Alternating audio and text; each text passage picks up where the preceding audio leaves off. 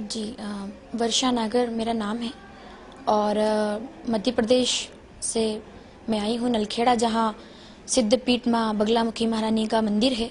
विश्व में केवल 2 ही स्थान पाए जाते हैं, एक नलखेड़ा में, एक दतिया में। नलखेड़ा जहाँ हमारा निवास है, वहाँ स्वयंभू माँ बगलामुखी निवास करती है, जहाँ उनके आश्रम में रहने का सौभाग्य प्राप्त होता है।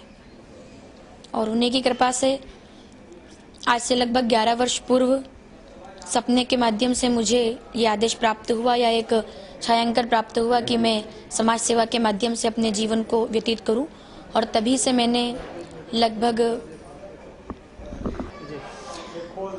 11 वर्षों की इस यात्रा में मैंने 450 या अब तक 500 कथाओं के माध्यम से मैं समाज की सेवा कर चुकी हूं। और मध्य प्रदेश सहित राजस्थान, गुजरात, महाराष्ट्र, उत्तर प्रदेश, बिहार और अन्य जगहों पर भी आयोजन कर चुकी हूँ। और इच्छा यही है कि जब तक जीवन रहे तब तक समाज सेवा के माध्यम से मैं अपने जीवन का उपयोग करती रहूँ। जी, आपको बता रहे हैं कि सपने के माध्यम से आपको प्रेरणा मिली जी, तो क्या मतलब उसमें प्रेरणा आपको आई कि इस तरह से हम समाज की सेवा करूँ, भक्तिमय जीवन व्यतीत करूँ? क्योंकि मैं एक आध्यात्मिक परिवार से हूँ और मुझे सपना आया था कि मैं कमल के फूल पर बैठी हूँ और हजारों लोग मुझे सुन रहे हैं। उस समय जब परिवार को मैंने बात बताई तो एक व्यंग के रूप में लिया गया उसे, लेकिन अचानक से मुझे एक मंच मिला। राजगढ़ जिले में एक गांव है, बेहसा माता जी का स्थान है वहाँ, और वहीं से भगवान की प्रेरणा से या कुछ संस्कारों से ऐसा मार्ग मिला जिसके माध्यम से अब तक मैं समाज की सेवा कर रही हूँ। जी, पहले और अब में क्या अंतर दिखता है आपको समाज में? काफ़ी अंतर दिखता है। पहले के लोगों को किसी प्रकार से आध्यात्मिक माहौल बनाने की जरूरत नहीं पड़ती थी। अपने आप में लोगों का जीवन काफ़ी साधारण और आध्यात्मिक हुआ करता था। आज के इस दौर में जहाँ हर प्रकार से प्रगति कर रहा है भारत, वहाँ सफलताओं में कम और असफलताओं में ज़्यादा प्रगति आज के व्यक्ति को मिल रही है।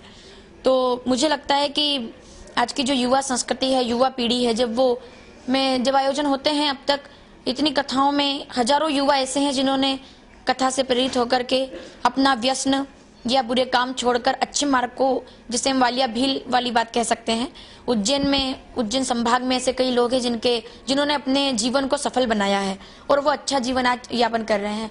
तो मेरी इच्छा यही है कि 11 साल पहले जब मैंने आयोजन प्रारंभ किए थे तब भी इच्छा यही थी कि मैं समाज की सेवा करूं, और उद्देश्य यही था तब भी कि राम कथा या भागवत कथा, शिव पुराण या देवी पुराण मोक्ष का साधन है, व्यापार करने का नहीं। तो उसके माध्यम से भगवान ने जो वाणी प्रदान की है, जीवन सभी को मिलता है, लेकिन कई बार परमात्मा अच्छे कार्यों का उद्देश्य देकर के हमें जगत में भेजते हैं। जैसे अगर मीडिया की बात हम करें तो उनके पास भी एक बहुत अच्छा दायित्व है कि वो चाहे तो अपने द्वारा दिए हुए मार्गदर्शन से पूरे समाज का एक अच्छा योगदान समाज में दे सकते हैं, कि वो उन्हें किस प्रकार की बातें, चूंकि वो अच्छी तरह जानते हैं, मीडिया अच्छी तरह जानता है कि जैसा वो लिखते हैं और जैसा वो टीवी में बताते हैं वैसा पूरा देश देखता है। और देश ही नहीं, सामने बैठने वाला 5 साल का बच्चा और बैठने वाली एक बुजुर्ग महिला और एक नौजवान। तो मेरा मानना है कि वो कोई भी कार्य हो, अगर आपको अच्छा अवसर प्राप्त हुआ है, वो मीडिया हो, वो राजनेता हो, वो साधु संत हो, वो सन्यासी हो, या फिर हम वो कथाकार हो, या फिर वो संसारी हो, हर व्यक्ति को एक निमित्त बनाकर परमात्मा ने भेजा है कि कोई अच्छा काम किया जाए। तो वो कहीं ना कहीं अपने मार्ग से ना भटकते हुए उन्हें अच्छी प्रेरणा अपने माध्यम से देनी चाहिए। आज ये यूपी के भदोही में आपका प्रवचन चल रहा है, आपका कथा चल रहा है, आज क्या है कथा में? जी, आज कथा का द्वितीय दिवस है। भागवत कथा यहाँ चल रही है। कल भागवत कथा के महत्व के साथ कथा का प्रारंभ हुआ, और आज कथा में परीक्षित जन्म के साथ परीक्षित श्राप तक हम कथा को पहुँचाएंगे। और सुखदेव जी के द्वारा एक राजा जो कि भटका हुआ था, जिससे एक अक्षम्य पाप हुआ था, लेकिन अगर इरादे पक्के हो और सोच अच्छी हो और पारिवारिक संस्कार और संस्कृति अच्छी हो तो से बड़े श्राप को भी वरदान में बदला जा सकता है, ये भागवत कथा सिखाती है। ये उसका 2 लाइन में बता दीजिए। ऐसा कहा जाता है कि जब परीक्षित जी गुरु महाराज के सामने बैठे तो परीक्षित कथा वक्तुम सभाया संस्थिते शुके सुधा कुंभम गृहीतेव देवास तत्र समागम। राजा परीक्षित ने उस कथा का श्रवण किया है जिसको पाने के लिए देवी देवता भी मनुष्य बनने के लिए तरसते हैं कि हमें वो कथा प्राप्त हो जाए, लेकिन उन्हें भी यह सौभाग्य प्राप्त नहीं होता। तो ये कथा मनुष्य के विचार का निर्माण करती है। इस कथा से चिंतन शुद्ध होता है, और सीधी सी बात है, अगर चिंतन अच्छा होगा तो चिंतक अपने आप पैदा होंगे। आज भारत में सब कुछ है, लेकिन अच्छे चिंतन की कमी है। वो हम टीवी उसको कारण मान ले या अन्य इंटरनेट उसे कारण मान ले, क्योंकि आज का युवा भटकता जा रहा है।